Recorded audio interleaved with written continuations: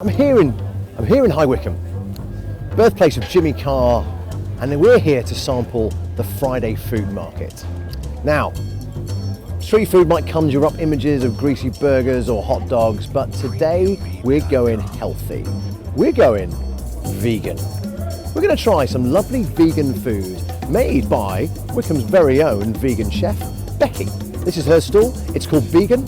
Let's go and get some grub. So we are here today with Becky, who is a vegan, Becky the Vegan. And we're going to find out a little bit about what it's like to be a vegan in 2016. Good morning, Becky. Morning, Andy. And tell me, you are a vegan. I am indeed, yes. What does a vegan mean? What does it mean to be vegan? For me, it's an ethical choice. So I choose not to eat animals and I choose not to have any animal derivatives. So for me, it's an ethical choice. And just to confirm, vegan means nothing from an animal, so therefore no meat, no fish, no dairy. Yeah. Nothing leather. with a face. Nothing with a face. No leather, no wool, no feathers, no honey. No honey. Yeah.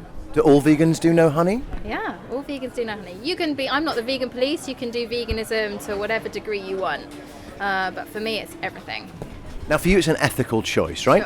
Sure. And for most people, is that true, or is it also a health choice?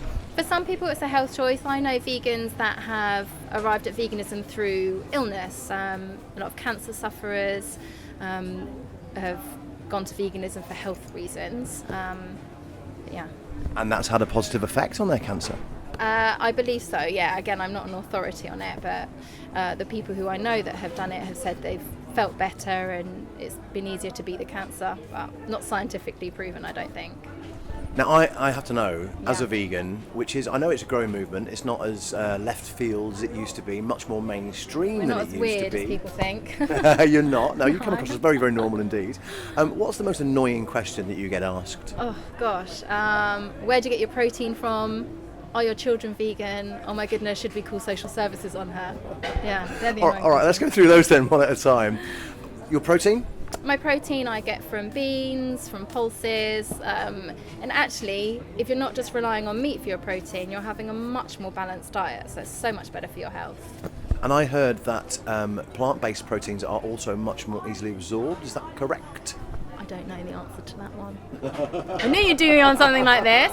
I guess so. I think there's different ways you should eat food, and again, I'm not an expert on it, but it's easier to absorb certain vitamins if you're eating something else before that, so your body can absorb it. So I'm not really sure on that one. And I'm assuming, as you are a vegan and you cook vegan food, that your children are also vegan. My children are also vegan. How does that play out at school? So they have packed lunches, so it's not a problem at all. And actually their friends are always really interested to see what's in their lunchbox, because it's not just the normal ham sandwich, portion of cheese, like a Baby Bell. So yeah, they're always excited to see what goodies they've got in their lunchbox. You have to be a lot more creative. And do you know what? I have cooked vegan. I spent a month as a vegan in January this year, and that was one of the things that I found was it forced me to be more creative in the kitchen. Absolutely. And actually, the food was delicious. Yeah, absolutely. You have to. I wasn't a great cook before I turned vegan, but you have to become it because you don't have the luxury of just popping out to get a ready meal or popping to a restaurant for dinner. You do have to learn to cook. Now, that's a question I have to ask. You're going out to a restaurant. Yeah. There's got to be some restriction there, right? Massively restrictive. You end up trying to order off the sides menu, so I have a house salad and I'll have some chips, and yeah, it's really, really restrictive. I guess if the worst comes to the worst, you can always have chips. I find I live off chips some nights. Yeah, you don't want to rock the boat. You're like, I'll just have the chips and the house salad, thanks very much. Yeah, no mayo. Oh, well, I can imagine. Now, you have created a brand of vegan food here. You're called Vegan. I am, yeah. I see what you did there and I like it. And this is your first foray into kind of commercial cooking? Absolutely. The name Vegan's actually arrived. People think it's Becky and vegan, but it's not. My little 2-year-old couldn't say the word V, the letter V. She couldn't say vegan, so we were vegans. And I didn't really think too much about the branding, so because we're vegans, the stall is called Vegans too, so yeah. So what do you have on your menu today? Can you talk us through it? Okay, so each week I have the same 3 things so people know what they're coming for. I've got a burger, a burrito and a bap, the 3 Bs. The burger is a mixture of, well, pretty much everything. What's not in it would be easier. The base of it is pearl barley. There are leeks, there are celery, there's mushrooms, there's aubergines, there's chickpeas, there's cashew nuts, there's all sorts, and a good old dollop of Marmite for your B vitamins. And I fry those up at home, and then I serve that with a cheesy hummus, so there's like a vegan cream cheese within the hummus, crispy onions, a nice gherkin tomato relish, and some crunchy leaves just to top it off. It's pretty good. My mouth is watering at the sound of that. You're selling it really well. You're doing a good job. I have a burrito. This week, actually, I've got a cream cheese corn. In sort of inspired by Thanksgiving for that one. Oh my God. I know. Gotta love the Americans. IMG. It's like totes lovely. But yeah, the burrito, it's a mushroom mince-based chili. I mean, chili is accidentally vegan anyway. A lot of food is accidentally vegan. We haven't had to reinvent the wheel, just, use plant-based stuff. So a mushroom minced chili. Again, I serve that with a salsa, some guacamole that's pretty much pure avocado, if I'm honest. A cashew nut sour cream, rather than obviously dairy sour cream. Salad, and again, like I said this week, this creamy, cheesy corn. It's super good. You could probably just eat it on its own. So do you, and obviously you've got your 3 Bs every week, but do you mix up the ingredients slightly, or sometimes, obviously you've got your creamed corn this week? Yeah, so this week we've got creamed corn making a guest appearance, but if it's a hit then it can stay. I have been experimenting with the jackfruit, but sometimes it's like if it's not broke, don't fix it, and people are enjoying what I'm serving. And the BAP, I say, barbecue pulled jackfruit. So jackfruit's like, if you're not serving jackfruit on a vegan stall, then you're doing something wrong. Jackfruit is like the vegans' go-to for fibre, and it has this consistency of like pulled meat once it's cooked. And not everybody's vegan because they don't like meat, they're vegan because they don't want to eat the animal. So to have something that mimics meat isn't the end of the world. And again, I serve that with a crunchy coconut slaw with dill and coriander. Yum, it's good, right? Awesome sauce. And jackfruit. I've not come across jackfruit. I've not seen it in major supermarkets. Will I find it if I look for it? You can possibly find it in like Asian supermarkets, but you wouldn't find it, well, I've yet to find it in the mainstream supermarkets. It's part of the mulberry family. It's grown on big trees, the jack tree in India, and then it's harvested and tinned to send over here. Unfortunately, we can't get it fresh here. And I use the unripened jackfruit, and then when you marinate it and slowly cook it, it just breaks apart and becomes really fibrous. Fantastic.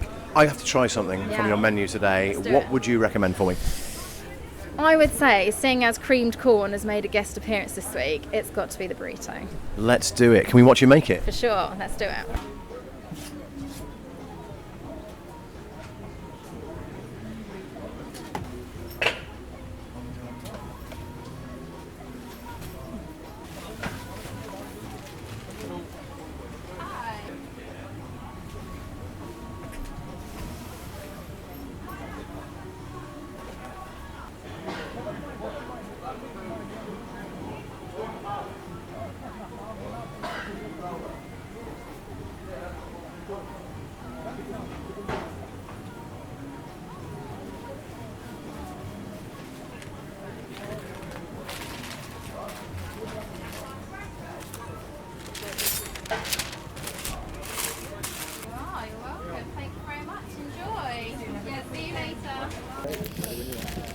So I'm about to get my chops around one of these lovely vegan burritos. This is a mushroom mince chili with sour cream, cashew nut sour cream, some creamed corn, some guacamole and a little bit of salad.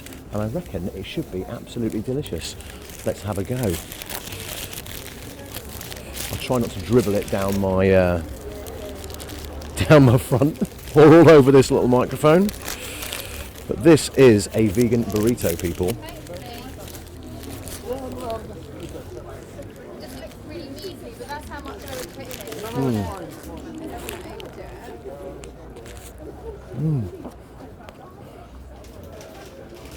Comparable to anything? How would you describe it to a non-vegan? So this is obviously the guacamole. It might turn brown because it's a waste. There's a with avocado. If you keep the stone in it, it stops it going brown. But it's still fine. Cashew nut sour cream. It's great. I love the creaminess of that avocado There's a slight sharpness to the sour cream made from cashew nuts. And it's a nice warmth to the chili with some crunchy vegetables. The one thing I think it's certainly not missing is meat. I wouldn't tell. I literally would not know. If you gave me that and didn't tell me it wasn't a meat-led burrito, I would not know the difference.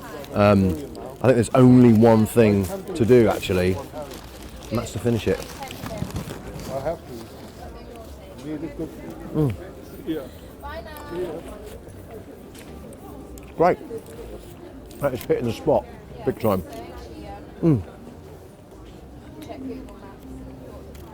Crunchy, wholesome, warm, really good for you.